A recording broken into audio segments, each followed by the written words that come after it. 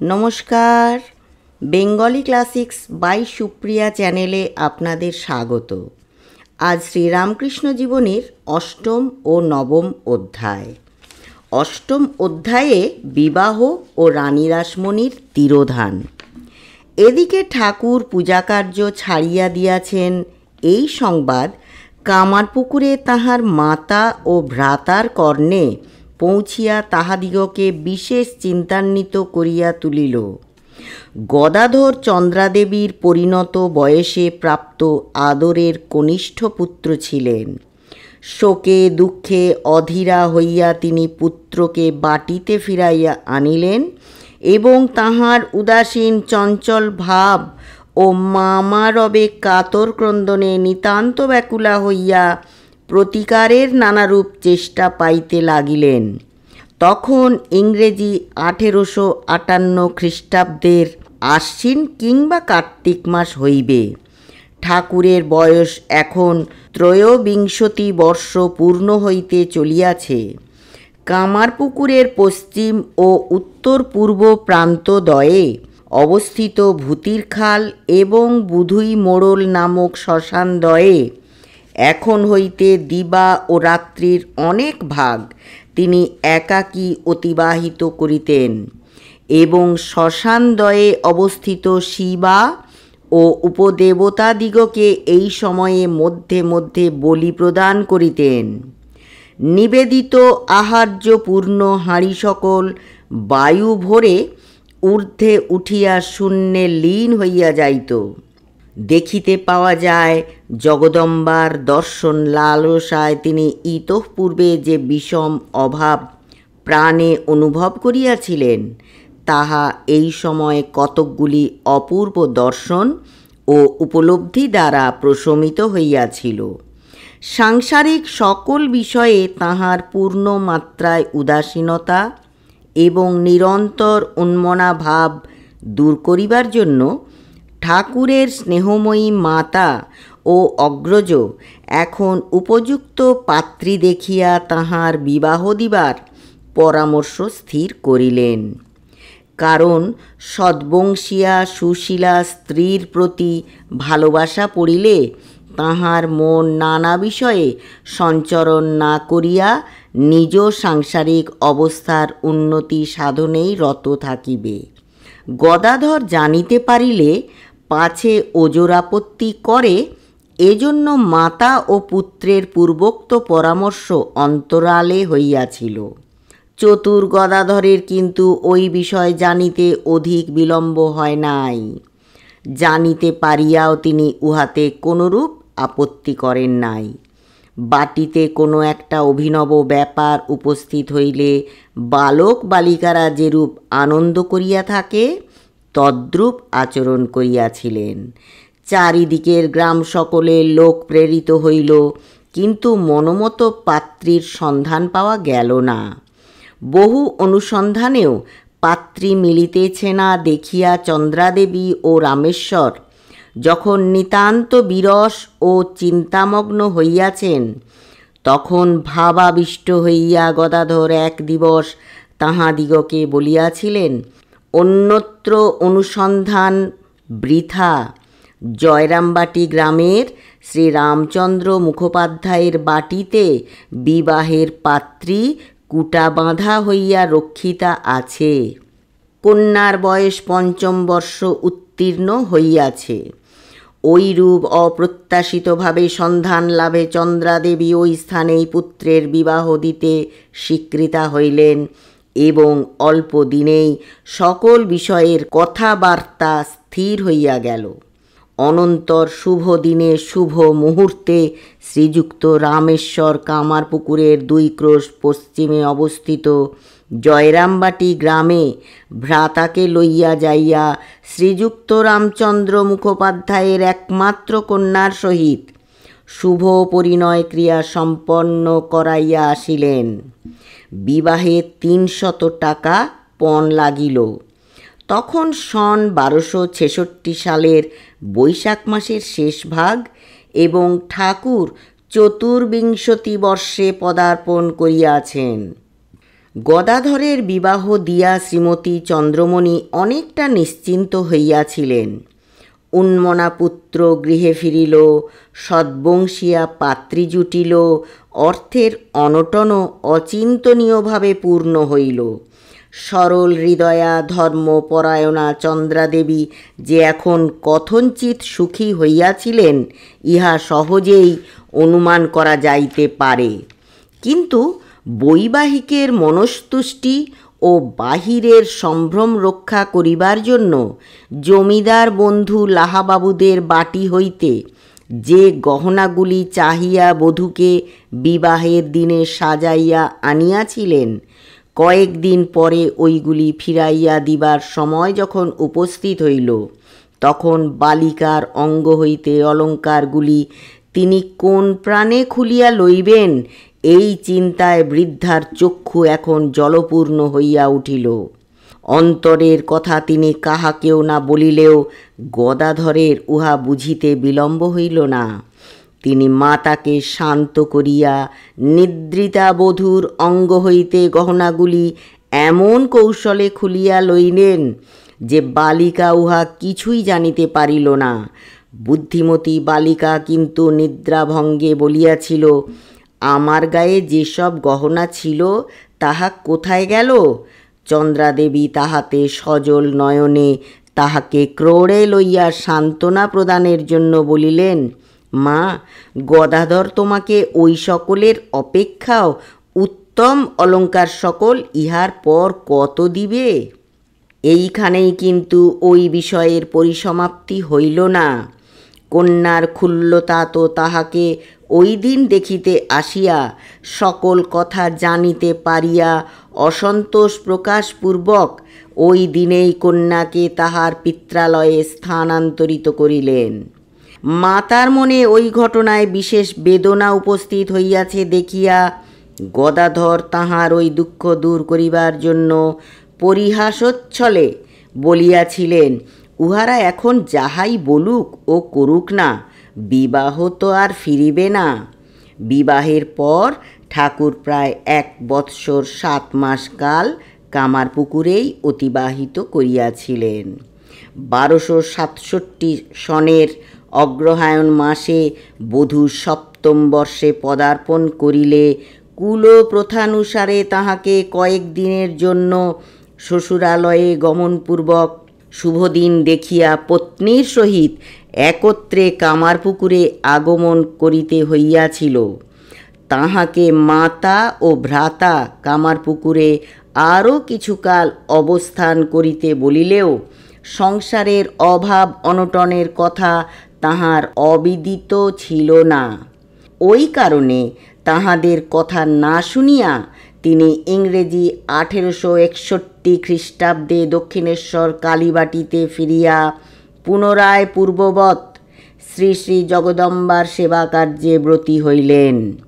কলিকাতায় ফিরিয়া কয়েকদিন পূজা করিতে না করিতেই ঠাকুরের মন ওই কার্যে এত তন্ময়তা প্রাপ্ত হইল যে মাতা, ভ্রাতা, স্ত্রী, সংসার, অনটন প্রভৃতি কামারপুকুরের সকল কথা তাহার মনের এক নিভৃত কোণে চাপা পড়িয়া গেল এবং জগন্মাতাকে সকল সময়ে সকলের মধ্যে কিরূপে দেখিতে পাইবেন, এই বিষয়েই উহার সকল স্থল অধিকার করিয়া বসিল।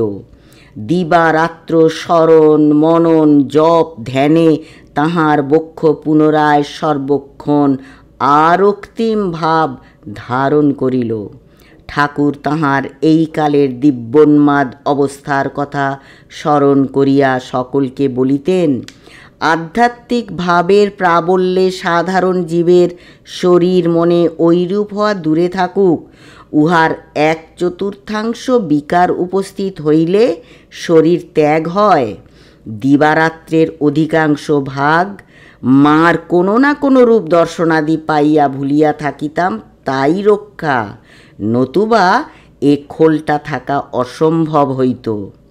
এখন হইতে আরম্ভ করিয়া দীর্ঘ 6 বৎসর কাল তিলমাত্র নিদ্রা হয় নাই। চক্ষু পলক শূন্য হইয়া গিয়াছিল। সময়ে সময়ে চেষ্টা করিয়াও পলক ফেলিতে পারিতাম না। মাকে কাঁদিয়া বলিতাম, মা, তা যা হওয়ার হোক গে, শরীর যাক, কিন্তু তুই আমায় ছাড়িসনি, আমায় দেখা দে, কৃপা কর।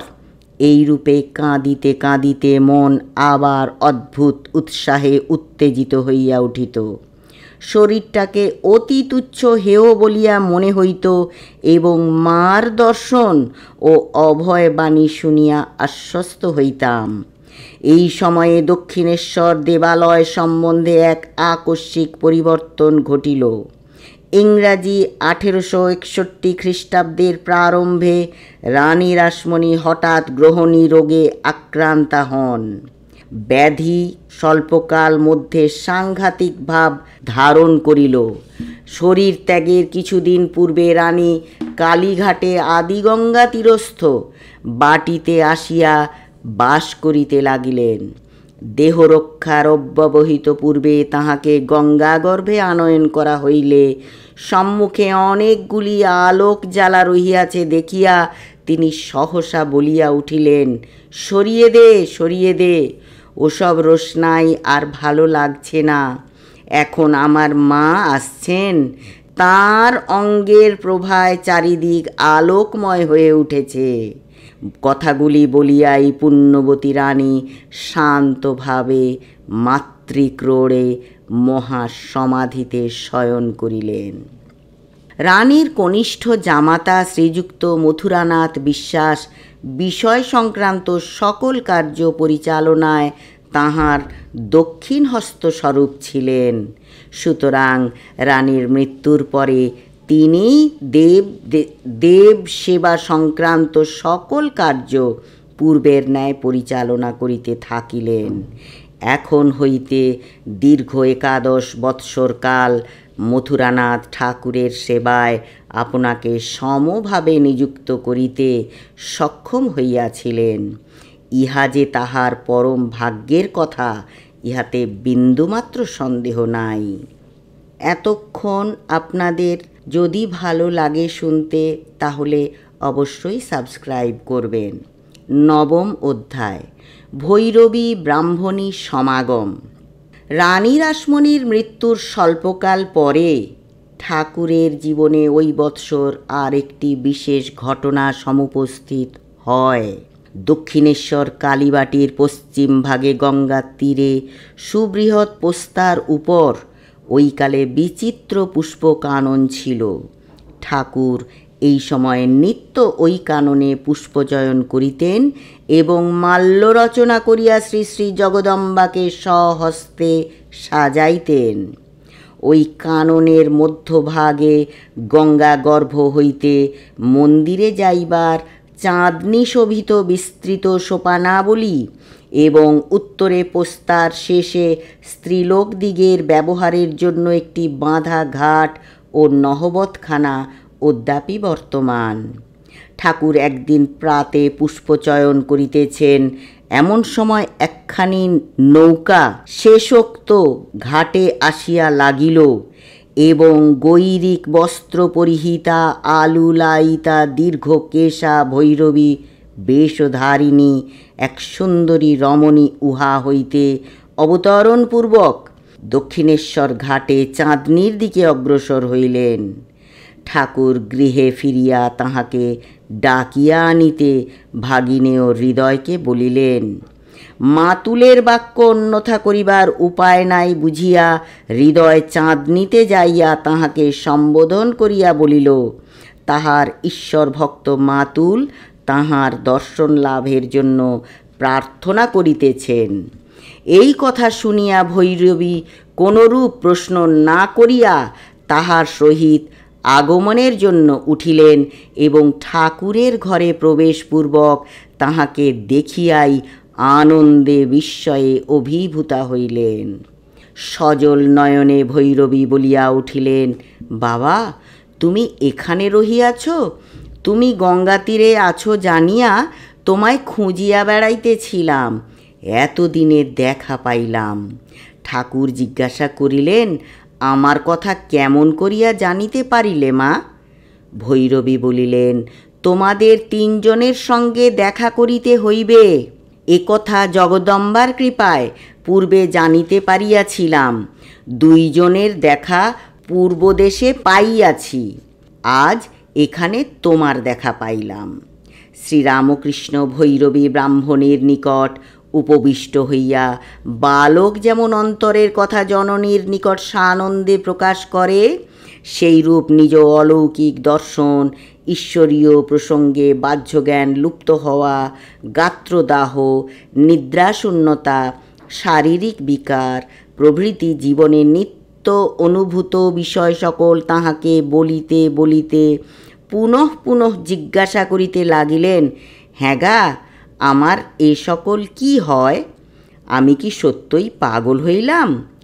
জগদম্বাকে মনে প্রাণে ডাকিয়া সত্যই কি আমার কঠিন ব্যাধি হইল?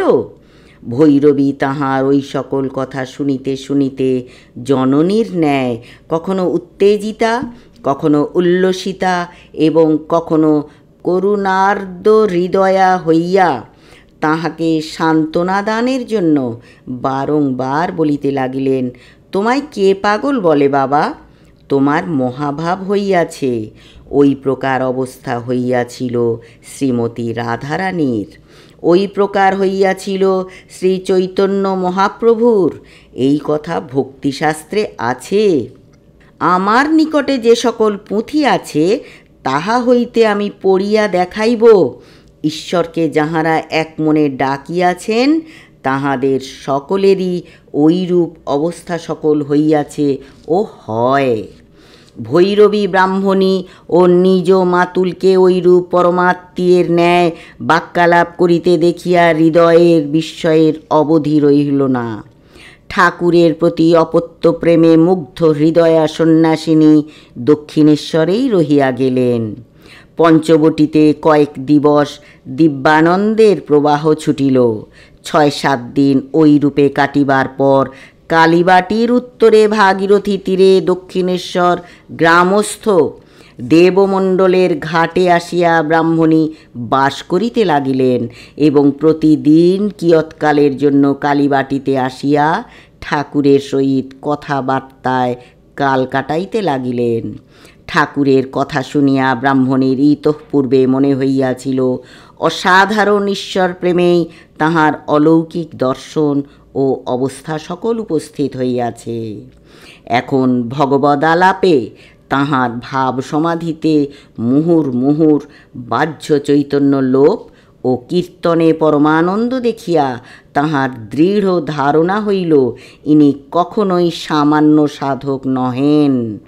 ব্রাহ্মণী চৈতন্য চরিতামৃত, ভাগবতাদি গ্রন্থে শ্রীচৈতন্য ও শ্রী নিত্যানন্দ সম্বন্ধে যে সকল কথা লিপিবদ্ধ দেখিয়াছেন সেই সকলের সহিত ঠাকুরের আচার ব্যবহার ও অলৌকিক প্রত্যক্ষাদি মিলাইয়া সৌসাদৃশ্য দেখিতে পাইলেন। শ্রী চৈতন্যদেবের ন্যায় ভাবাবেশে স্পর্শ করিয়া অপরের মনে ধর্মভাব উদ্দীপিত করিবার শক্তি ঠাকুরে প্রকাশিত দেখিলেন।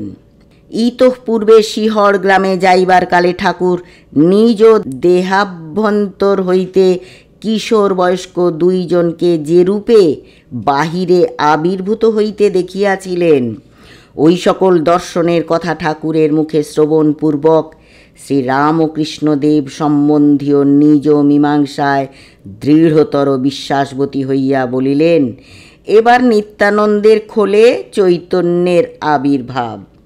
ব্রাহ্মণী মথুরকে বলিলেন, শাস্ত্রজ্ঞ সুপণ্ডিত সকলকে আনো, আমি তাহাদের নিকট আমার কথা প্রমাণিত করিতে প্রস্তুত। বালকবৎ ঠাকুর মথুর বাবুকে ধরিয়া বসিলেন। ভালো ভালো পণ্ডিত আনাইয়া ব্রাহ্মণী যাহা বলিতেছে তাহা যাচাইতে হইবে। মথুরানাথ কতক কৌতূহলে, কতক ঠাকুরের প্রতি ভালোবাসায় ঠাকুরের অনুরোধে পণ্ডিতদিগকে আনাইতে সম্মত হইলেন। কলিকাতার পণ্ডিত মহলে তখন বৈষ্ণবচরণের বেশ প্রতিপত্তি। কিছুদিন পরে বৈষ্ণবচরণ নিমন্ত্রিত হইয়া দক্ষিণেশ্বরে উপস্থিত হইলেন। তাহার সঙ্গে কতগুলি ভক্ত সাধক ও পণ্ডিত আসিয়াছিলেন। বিদুষী ব্রাহ্মণী ও মথুরবাবুর দলবল তথায় মিলিত হওয়ায় এক ক্ষুদ্র আলোচনার সভার অধিবেশন হইল। ব্রাহ্মণী পূর্ব প্রসিদ্ধ আচার্য সকলের জীবনে যে সকল অনুভব আসিয়া উপস্থিত হইয়াছিল, শাস্ত্রে লিপিবদ্ধ এই সকল কথার সহিত ঠাকুরের বর্তমান অবস্থা মিলাইয়া মাতা যেমন নিজ সন্তানকে রক্ষা করিতে বীর দর্পে দণ্ডায়মানা হন, আজ সেইরূপ কোনো দৈব বলে বলশালিনী হইয়া ঠাকুরের পক্ষে সমর্থনে অগ্রসর হইলেন। বৈষ্ণবচরণ সাধন প্রসিত সূক্ষ্ম দৃষ্টি সহায়ে ঠাকুরকে দেখিবা মাত্রই মহাপুরুষ বলিয়া চিনিতে পারিয়াছিলেন। তাই তিনি ঠাকুর সম্বন্ধে ব্রাহ্মণীর সকল কথাই হৃদয়ের সহিত অনুমোদন করিয়া বলিলেন। প্রধান প্রধান যে ঊনবিংশ প্রকার ভাব বা অবস্থার সম্মিলনকে ভক্তিশাস্ত্র মহাভাব বলিয়া নির্দেশ করিয়াছেন এবং যাহা কেবল একমাত্র ভাবময়ী শ্রী রাধিকা ও ভগবান শ্রী চৈতন্যদেবের জীবনেই এ পর্যন্ত লক্ষিত হইয়াছে, কি আশ্চর্য তাহার সকল লক্ষণগুলি ইহাতে প্রকাশিত বোধ হইতেছে। জীবের শরীর এই ১৯ প্রকার ভাবের উদ্দাম বেগ কখনোই ধারণ করিতে সমর্থ হয় নাই এবং শাস্ত্র বলেন পরেও ধারণে সমর্থ হইবে না। মথুর প্রমুখ উপস্থিত হইলে বৈষ্ণবচরণের কথা শুনিয়া একেবারে অবাক। ঠাকুরও স্বয়ং বালকের ন্যায় বিস্ময় ও আনন্দে মথুরকে বলিলেন, ওগো বলে কি, যা হোক বাপু, রোগ নয় শুনে মনটায় আনন্দ হচ্ছে। বৈষ্ণবচরণ ঠাকুরের নিকট কিছুদিন যাতায়াত করিতে না করিতেই দেশের গৌরী পণ্ডিত দক্ষিণেশ্বরে আসিয়া উপস্থিত হইলেন। গৌরী একজন বিশিষ্ট তান্ত্রিক সাধক ছিলেন। গৌরীর একটি সিদ্ধাই বা তপস্যালব্ধ ক্ষমতাও ছিল। গৌরীর দক্ষিণেশ্বরে আগমনের কয়েকদিন পরেই মথুরবাবু, বৈষ্ণবচরণ প্রমুখ কয়েকজন সাধক পণ্ডিতদের আহ্বান করিয়া একটি সভার অধিবেশন করিলেন। প্রাতেই সভা আহুত হয়। স্থান শ্রী শ্রী কালীমাতার মন্দিরের সম্মুখের নাট মন্দির। বৈষ্ণবচরণ কলিকাতা হইতে আসিয়া ঠাকুরের পদপ্রান্তে প্রণত হইবা মাত্র ঠাকুর ভাবে প্রেমে সমাধিস্থ হইয়া বৈষ্ণবচরণের স্কন্ধদেশে বসিয়া পড়িলেন। বৈষ্ণবচরণ আনন্দে উল্লসিত হইয়া তদ্দণ্ডেই রচনা করিয়া সংস্কৃত ভাষায় ঠাকুরের স্তব করিতে লাগিলেন। সভার কার্য আরম্ভ হইতেই গৌরী প্রথমেই বলিয়া উঠিলেন ঠাকুরকে দেখাইয়া, উনি যখন পণ্ডিতজিকে এরূপ কৃপা করিলেন, তখন আজ আর আমি উহার সহিত বাদে প্রবৃত্ত হইব না। বিশেষত উনি তো দেখিতেছি আমারই মতের লোক।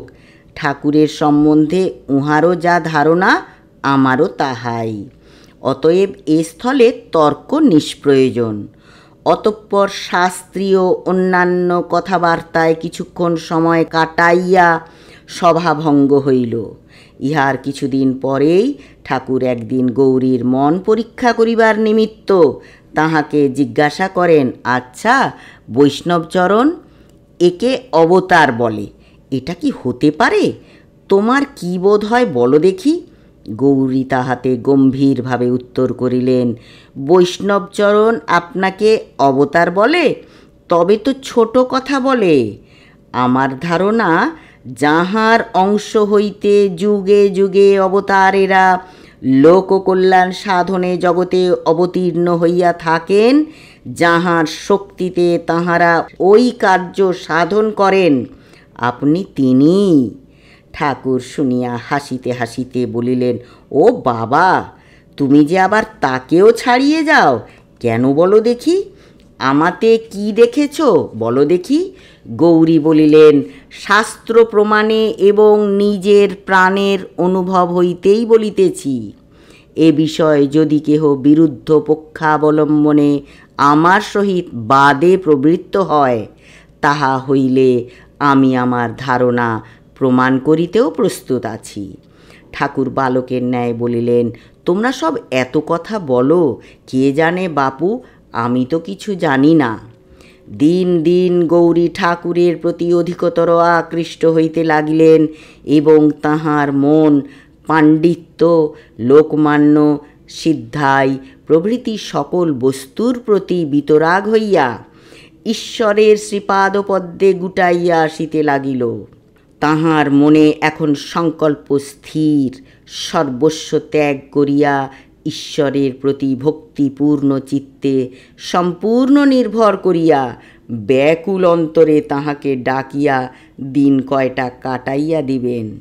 শুভ মুহূর্তের উদয় জানিয়া ঠাকুরের শ্রীপদে প্রণাম করিয়া সজল নয়নে বিদায় প্রার্থনা করিলেন। ঠাকুর বলিলেন, সে কি গৌরী, সহসা বিদায় কেন, কোথায় যাবে? গৌরী করজোড়ে উত্তর করিলেন, আশীর্বাদ করুন যেন অভীষ্ট সিদ্ধ হয়। ঈশ্বর বস্তুর লাভ না করিয়া আর সংসারে ফিরিব না। তদবধি সংসারে আর কখনো কেহ বহু অনুসন্ধানেও গৌরী পণ্ডিতের দেখা পান নাই। যদি আমার এই ক্ষুদ্র প্রয়াস আপনাদের মনে সাড়া দেয়, তাহলে লাইক, শেয়ার, সাবস্ক্রাইব করবেন। আর একটা ছোট্ট অনুরোধ, কমেন্টটা অবশ্যই করবেন, যাতে ছোট ছোট খুঁতগুলো শুধরে নিয়ে আমার এই পরিবেশন সমৃদ্ধ করতে পারি। ধন্যবাদ।